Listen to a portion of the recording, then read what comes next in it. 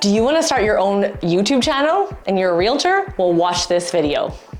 Today I'm going to show you how to set up a YouTube channel, and I'm going to cover 5 really important elements that you need to do. Now, who am I and why would you listen to me? I'm also an agent just like you, and I have been doing real estate for just over 14 years and been working on my YouTube channel for clients and interfacing for customers in the last few years, and we've seen some really great success, and I wanted to pass on what we've been doing, what we've learned with you to help you succeed.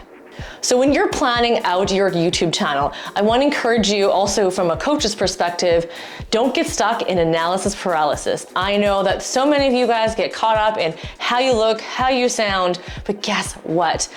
People can see you. You know those business cards that people forget to take updated photos for? Well, video just makes it all more real. I mean, the reality is that your clients are going to see you when they meet you and you show them the house or you are selling their house. So don't be worried about that. Just get in front of that video camera. So without further ado, the first important element when you're building a YouTube channel is to know your niche. Now, this is something that was a game changer for us when we first started.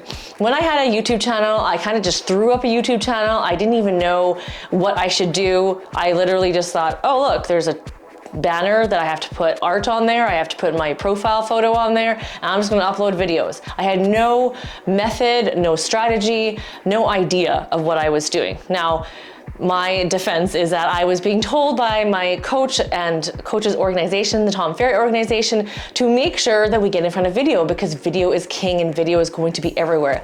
And that was about probably 6 years ago. So I just got on video and just started doing it. And if that's one lesson you can learn is just progress over perfection. Now, it's important for you to know as we talk about the niche, what is your niche? I know as a realtor, you're probably helping single people, families, couples, people with dogs, people from the military.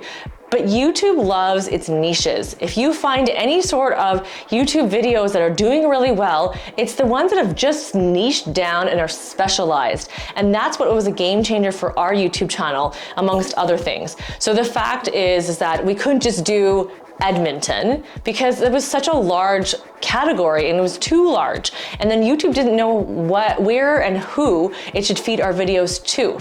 So now what we've done is we niched down. I looked at my ideal client and I thought, okay, of course I help a lot of people, but who's my ideal client?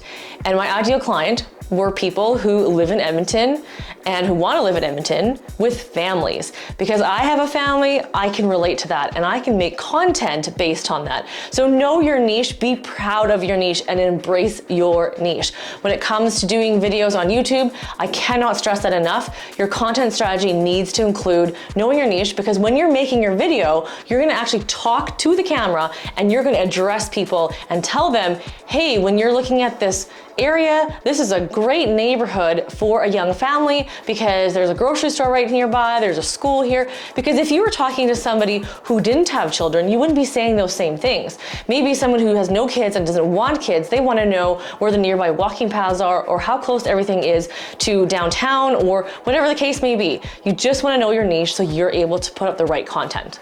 All right, so now you know your niche. Now we got to figure out your channel name.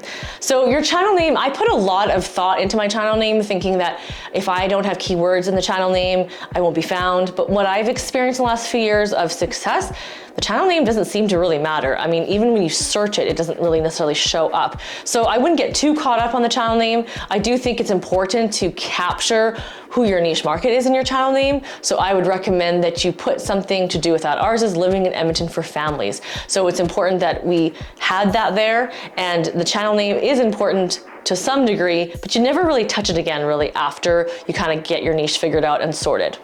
All right, so now we got to figure out the look of your YouTube channel.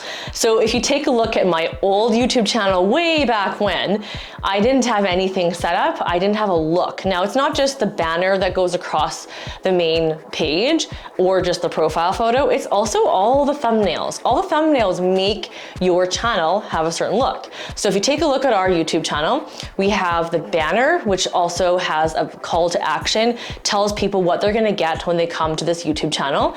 The profile photo, you're supposed to have something that is engaging, where your eyes are actually like looking at the person, not some far back photo. It's supposed to be a closer headshot of yourself, and then not like a corporate logo. I think that's really important. We tried around doing that and it doesn't really work the greatest. It's really good to actually just have your photo.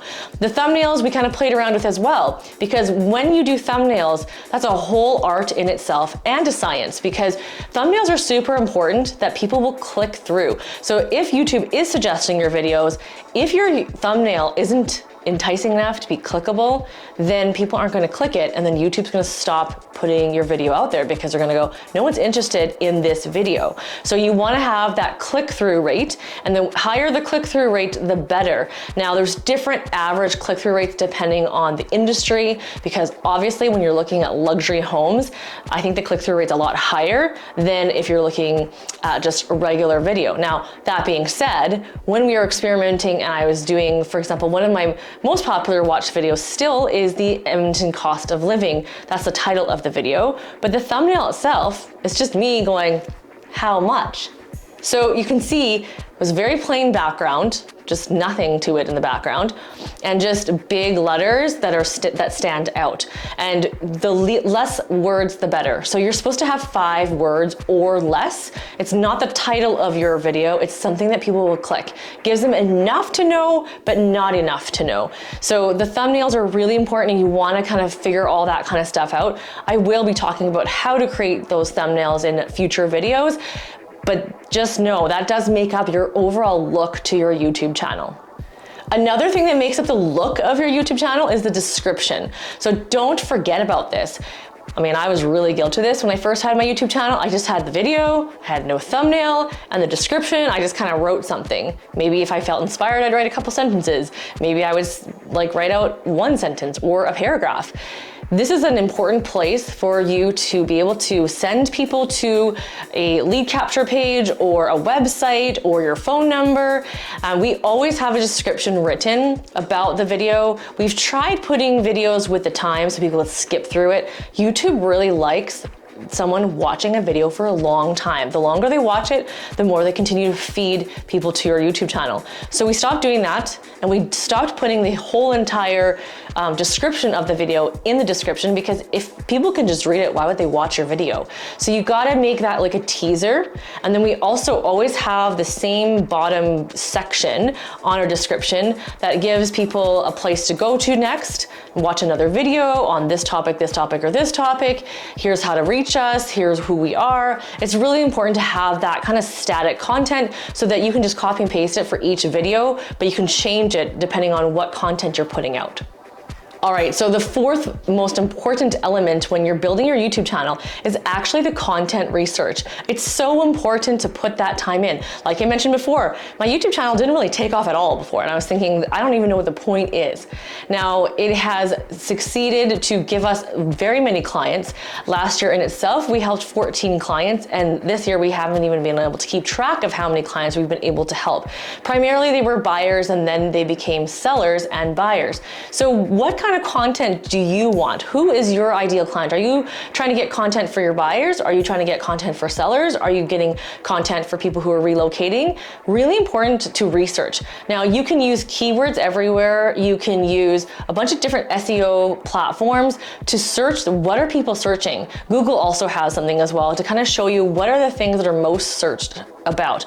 As realtors, we're guilty sometimes of talking a certain way, and that's not how people are actually searching those questions. So you want to know what it is they're saying, how they're asking it, what terms are they using, and then make sure to use that in your audio. So, and you want to do that right away. So you want to use that research in your video audio, throughout the video, at the beginning of the video, in your description, and in your thumbnail. Now, you don't want to overload or keyword load your video. That's also the big YouTube system does know if you're kind of faking it, because it doesn't sound very natural if you're just literally saying a bunch of whole keywords. It doesn't make sense at all. But do your research so that you can be found. I really believe that also was part of the contributions of what helped us make our YouTube grow from 100 to 1,000 in less than a year, and we'd sat stagnant from 0 to 100 for probably about a good 4 years.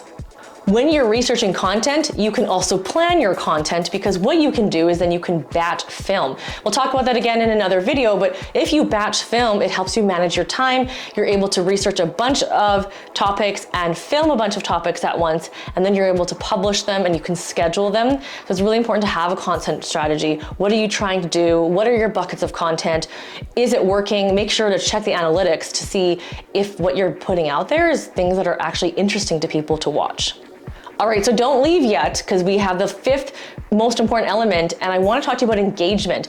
Engagement is really important because you want people to actually engage with you, not just likes and thumbs down, but you do want people to comment, and beware, those comments are sometimes, a lot of times, not the greatest comments. However, there are other ways for people to engage. They can click on links. You can use Bitly to track links, because then you can kind of see, did they click from the YouTube channel? Did they click from social media? Where did they find this link?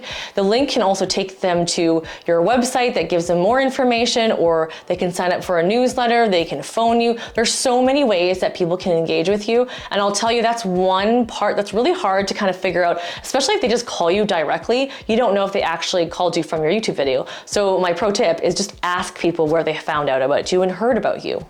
So it's important to understand that engagement is also all about the watch time. It's all about the length of your videos. And people don't tend to watch your videos to the end. So if you do a 2-minute video, usually people only watch for like 10, 30 seconds. 4-minute, 5-minute, 6-minute video, they might watch 40%. 8 minutes, 10 minutes, they also might watch 40%. So you kind of have to play with what content works for you, how long you can make it, and don't just make content just drag out because you need it to drag out for 10 minutes, because people will disengage, and you'll see that. When you watch your analytics, you'll be able to actually see at what point do they start to leave, or maybe it starts to flatline. Make sure that's really important stat for you, because that's considered engagement, not just the comments and not just the likes, but the watch time is very important when it comes to YouTube.